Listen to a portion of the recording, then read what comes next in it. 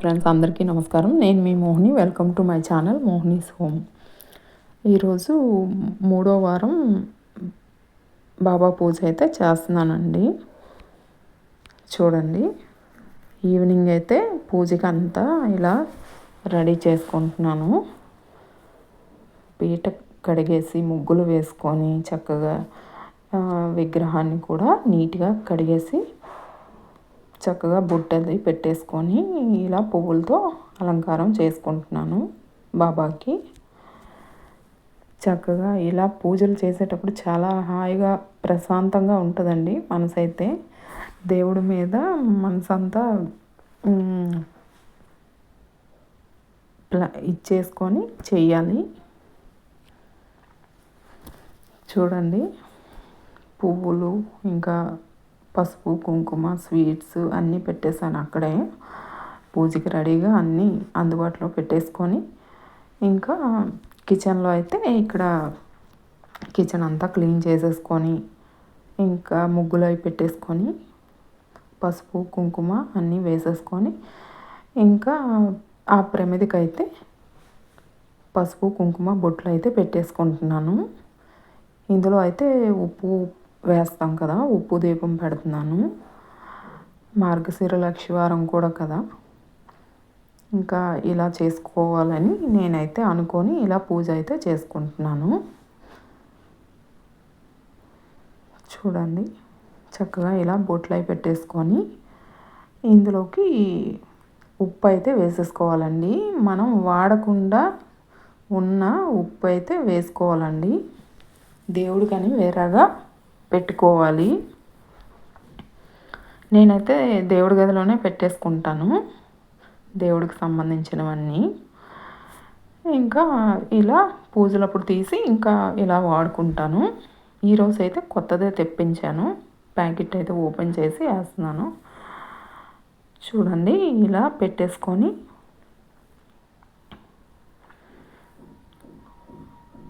ఇంకా పైన కూడా ప్రమిద పెట్టేసుకొని చూడండి, పసుపు కుంకుమ వేసేసుకొని ఆ ఉప్పు మీద పసుపు కుంకుమ వేసేసుకొని దీపానికి ఒత్తులు అయితే వేస్తున్నాను. ఆయిల్ కూడా వేసేసుకొని చక్కగా ఇలా దీపం అయితే వెలిగించేసుకోవాలి.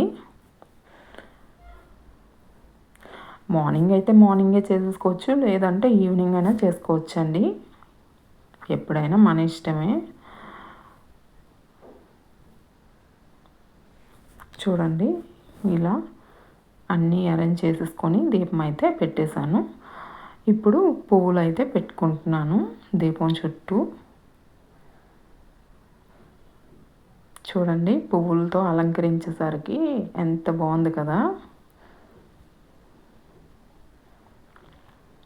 మనసంతా ఇంకా దేవుడి మీద పెట్టుకొని పూజలు అయితే ఇలా చేసుకుంటానండి నేనైతే.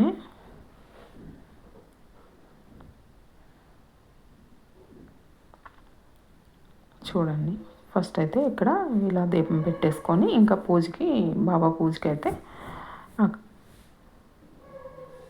రెడీ చేస్తున్నాను.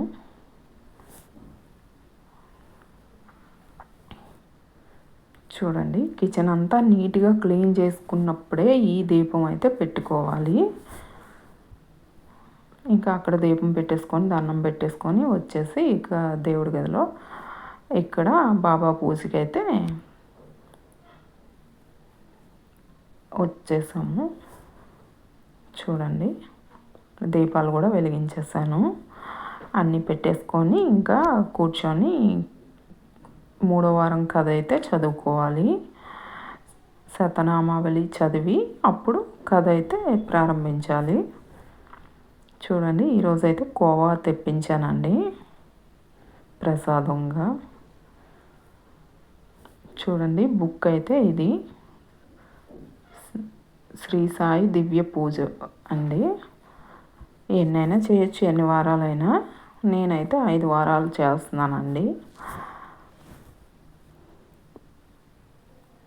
చక్కగా ఇలా పూజ అయిపోయినాక ధూపం కూడా వేసుకోవాలి.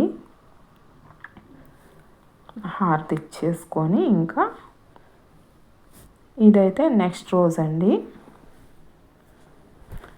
నెక్స్ట్ రోజు ఎర్లీ మార్నింగ్ లంచ్ బాక్సులకి చేయాలి కదా వంట అయితే, తొందరగా బ్రేక్ఫాస్ట్ కూడా చేయాలి, వంట కూడా చేయాలి. ఇంకా రైస్ అయితే నీట్గా క్లీన్ చేసుకొని పెట్టేసుకున్నాను. ఇలా ఒక సైడు రైస్ అవుతుంది, ఇంకో సైడ్ అయితే రాగి జావ కోసం వాటర్ అయితే పెట్టాను. పిల్లలకైతే హాట్ వాటర్ ఇచ్చేసాను, హనీ వేసుకొని వాళ్ళిద్దరికి ఇచ్చేసాను. ఇంకా వాళ్ళు రెడీ అవుతున్నారు కాలేజ్కి. ఇంకా నేనైతే లంచ్ బాక్స్ కోసం రెడీ చేస్తున్నాను. మార్నింగ్ అయితే అస్సలు టైం ఉండదండి, ఫాస్ట్గా టైం ఎలా అయిపోద్దో తెలియదు.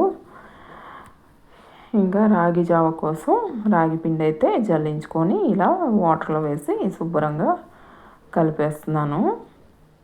తర్వాత ఎగ్స్ అయితే తీసుకున్నాను ఈరోజు చేయడానికి.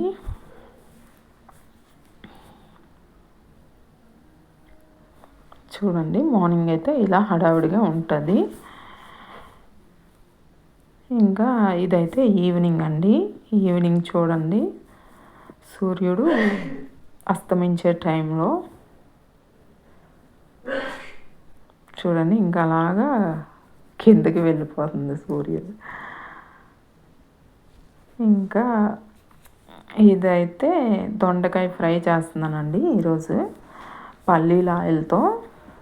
నేను వెజ్ కర్రీస్కి ఎక్కువగా పల్లీల ఆయిల్ వాడతానండి.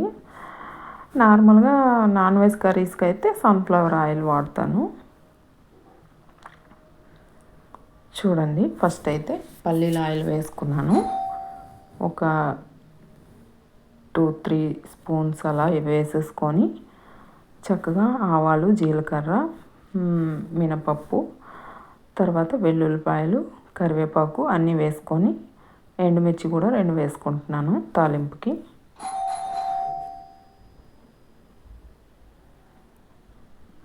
అన్నీ వేసుకొని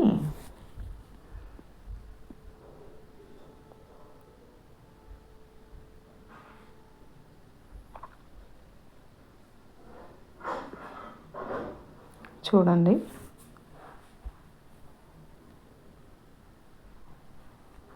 ఇంకా అవి ఫ్రై అయినాక దొండకాయలు అయితే నీట్గా కట్ చేసేసుకొని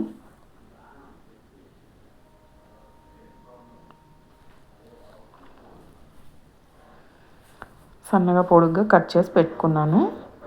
ఇంకా ఇవి ఫ్రై అయినాక మంచి స్మెల్ అయితే వస్తుందండి. ఇంకా వెల్లుల్లి ఫ్లేవర్లో చక్కగా ఇలా ఫ్రై చేసుకుంటే ఏ వెజ్ కర్రీస్ అయినా సరే ఫ్రైకి ఇలా చేసుకుంటే సూపర్గా ఉంటుందండి. తర్వాత కొబ్బరి కూర కూడా మనం చిన్నగా తురుముకుంటాం కదా, ఈసారి అయితే నేను పెద్దవి నీట్గా సన్నగా పొడుగ్గా తురుముకున్నానండి. అది ఎలాగనేది వీడియోలో కూడా చూపిస్తాను, చూడండి. ఇలా బాగా ఫ్రై అయినాక ఆనియన్స్ కూడా వేసేసాను. వెల్లుల్లిపాయలు బాగా ఫ్రై అయినాక ఆనియన్స్ ఇలా సన్నగా పొడుగ్గా కట్ చేసుకునేవి వేసేసుకొని ఇవి కూడా ఫ్రై అయినాక దొండకాయలు అయితే వేసేసుకోవాలండి. చూడండి, సన్నగా పొడుగ్గా కట్ చేసుకున్నాను కదా, ఇలాగా మనకి నచ్చిన షేప్లో కట్ చేసుకోవచ్చండి. కొబ్బరి కూర అయితే చూపిస్తాను తర్వాత సన్నగా పొడుగ్గా. ఇప్పుడు ఆనియన్స్ ఎలా కట్ చేసి వేసానో అలాగే అవి కూడా సన్నగా పొడుగ్గా వస్తాయండి, చాలా బాగుంటాయి అలా వేసుకుంటే.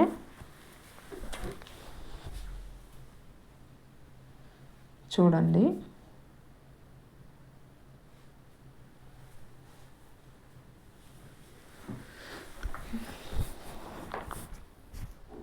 అన్నీ వేసేసుకున్నాక ఇలా కొంచెం సాల్టును కొంచెం పసుపు వేసేసుకొని శుభ్రంగా కలిపేసి అన్ని ముక్కలకి పట్టేలాగా కలిపేసుకొని ఇలా చక్కగా మూత అయితే పెట్టేసుకోవాలండి. ఇంకా అందులోంచి వచ్చిన వాటర్తోనే మనం మూత పెట్టి ఉడికిస్తాం కదా, చక్కగా మెత్తబడతాయి. చూడండి ఇప్పుడైతే కొబ్బరి ఫస్ట్ అయితే అవి ఆనియన్స్ అండి చూపించాను కదా ముందు. ఇదైతే కొబ్బరి ఇలా సన్నగా పొడుగ్గా కట్ చేసుకున్నాను. చూడండి ఎలా కట్ చేసానో కూడా మీకు చూపిస్తాను, ఐడియా వస్తుంది కదా అందరికీ.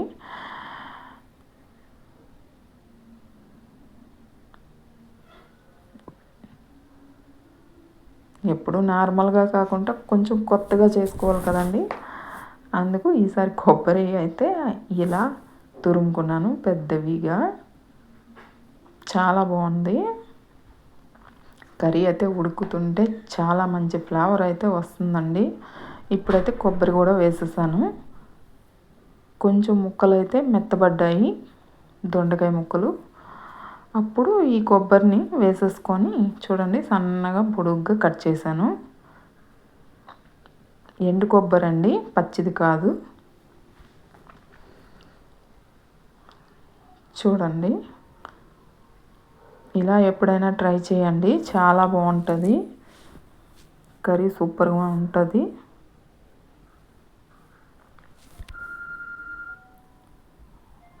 చూడండి రోజు తినే దాని మీద ఒక ముద్ద అయితే ఎక్స్ట్రా తింటారు ఇలా వండుకుంటే. తర్వాత బాగా ఉడికాక కొంచెం ధనియా పౌడరు, కొంచెం జీరా పౌడరు అన్నీ వేసుకుంటున్నాను. తర్వాత కారం కూడా వేసేసాను.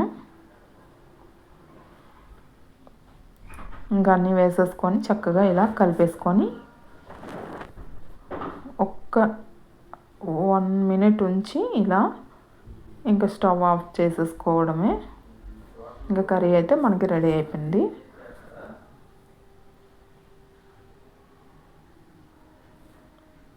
చూడండి కర్రీ అయితే మనకి రెడీ అయిపోయింది.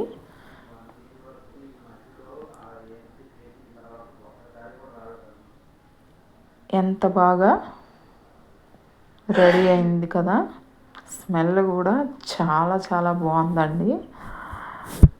ఇంకా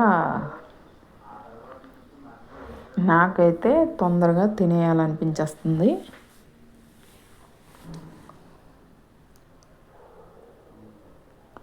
చూడండి ఇంకా స్టవ్ ఆఫ్ చేసేసుకొని సర్వ్ చేసుకోవడమే.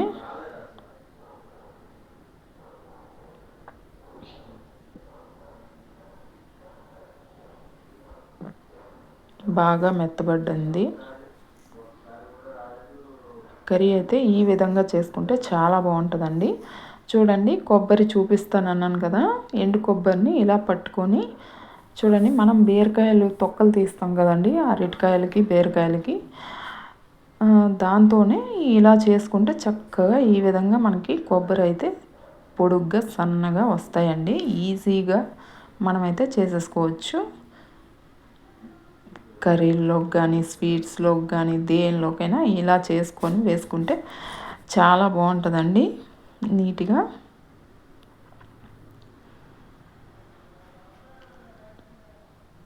చూడండి ఈ విధంగా ట్రై చేసి చూడండి ఎలా వచ్చిందనేది నాకు కమెంట్స్లో చెప్పండి.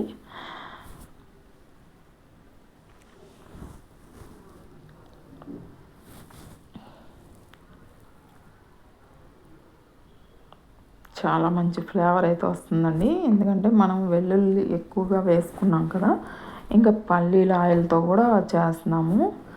కమ్మటి స్మెల్ అయితే వస్తుందండి.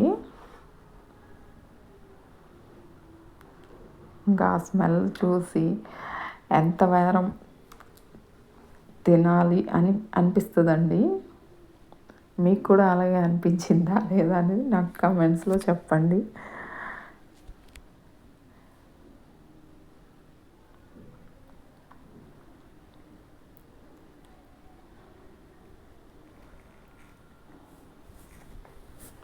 చూడండి ఫస్ట్ అయితే బాగా ఇలా మెత్తగా అయితే ఉడకబెట్టుకోవాలి, మూత పెట్టి కుక్ చేసుకోవాలండి. చిన్న మంట పెట్టుకొని, పెద్ద మంట పెట్టామంటే పూర్తిగా డ్రై అయిపోతాయి, ఇంకా మాడిపోతాయి, స్మెల్ కూడా అంత బాగా రాదు.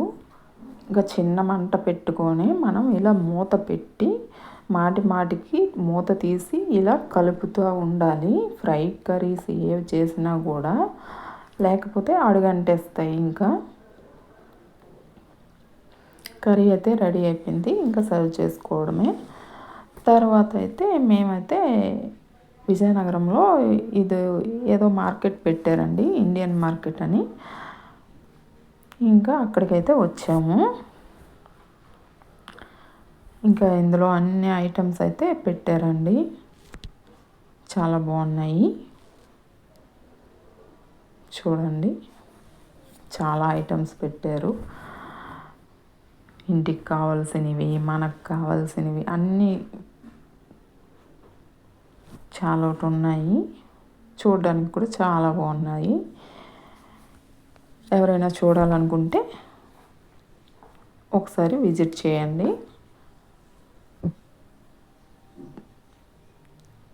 మేమైతే అక్కడ నూడిల్స్ కూడా తిన్నామండి. ఇంకా వీడియో నచ్చితే లైక్ చేయండి, షేర్ చేయండి, సబ్స్క్రైబ్ చేసుకోండి నా ఛానల్ను. బాయ్ అండి.